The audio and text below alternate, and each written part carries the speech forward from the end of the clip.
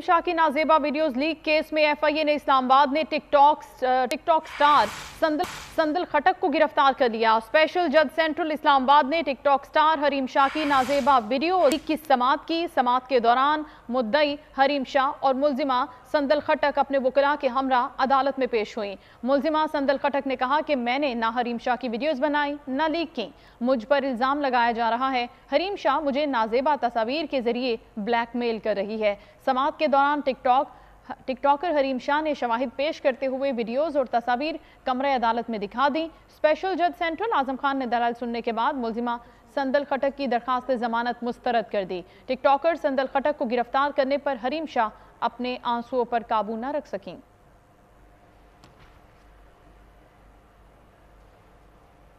अभी वक्त हुआ है एक ब्रेक का। ब्रेक के बाद आप देख सकेंगे